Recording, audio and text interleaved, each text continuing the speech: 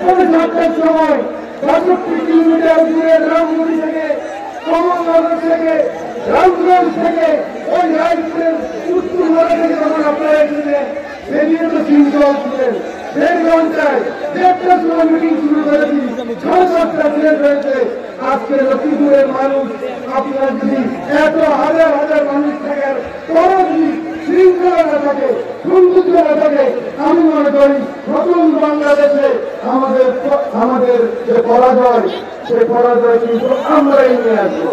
আজকে লক্ষ্মীপুর জেলা বিএনপি উদ্যোগে আজকের এই মহাতি জনসভার সম্মানিত সভাপতি, লক্ষ্মীপুরের লক্ষ্মী সন্তান, সারা বাংলাদেশের ছাত্র রাজনীতির প্রতিষ্ঠিত বাংলাদেশ জাতীয়তাবাদী দল কেন্দ্রীয় সংসদে বিপ্লবী যুগ্ম মহাসচিব, আমাদের লক্ষ্মীপুরের বারবার নির্বাচিত মাননীয় সংসদ সদস্য শহীদুদ্দিন চৌধুরী মধ্যে বসে আছে, যাকে লক্ষ্মীপুরবাসী মনে করে লক্ষ্মীপুরের সন্তান, যিনি আমাদের দুঃখ দিনে বারবার এসে লক্ষ্মীপুরের মানুষকে সাহস জুগিয়েছেন, শক্তি জুগিয়েছেন, প্রশাসনকে বলে গেছেন সাবধান, আমার লক্ষ্মীপুরের মানুষের প্রতি আঘাত করে না।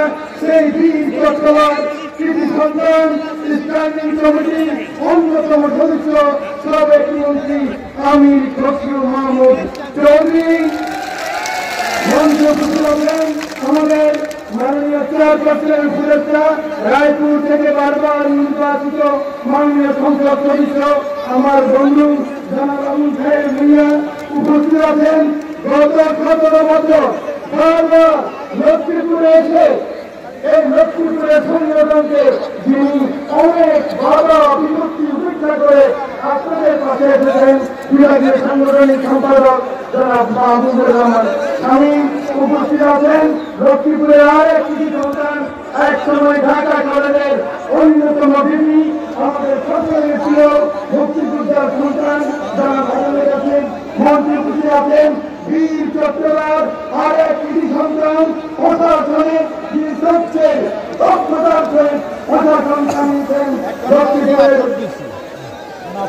চট্টগ্রামের কৃতি সন্তান মীর নাসির সাহেবের একমাত্র সন্তান, বিভাগীয় সাংগঠনিক সম্পাদক সম্পর্কে আমার বড় বোনের ছেলে এই মঞ্চে উপস্থিত আছেন।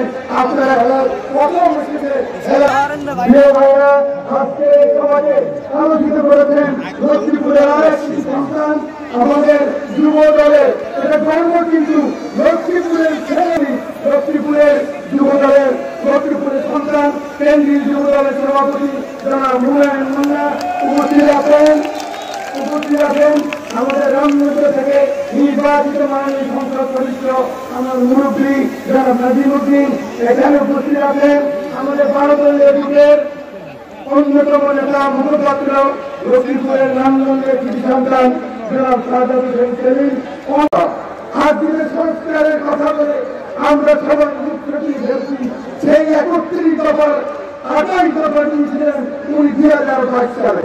সেই 31 দফায় আমার মা বোনেরা জানেন, আপনাদেরকে ফ্যামিলি কার্ড দেওয়া হবে, আপনাদেরকে হেলথ কার্ড দেওয়া হবে, কৃষকের উন্নতি হবে, কৃষকের অধিকার দেওয়া হবে।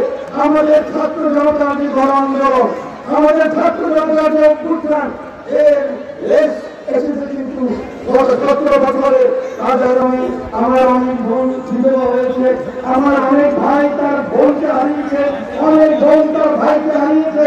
আপনাদের মনে আছে প্রথম আমাদের এই সরকারের বিরুদ্ধে নিয়োগ হয়েছিল আবুল কাসেম সহ 4 জন, এই লক্ষ্মীপুরে আপনাদের মনে আছে। আপনাদের মনে আছে আমাদের জুয়েল মেয়ে কিন্তু এখন অনেক বড় হয়ে গেছে। এই লক্ষ্মীপুরের সন্তান জুয়েলের মেয়ে কিন্তু তার বাবাকে মুরগির আর ফিরে পাবে না।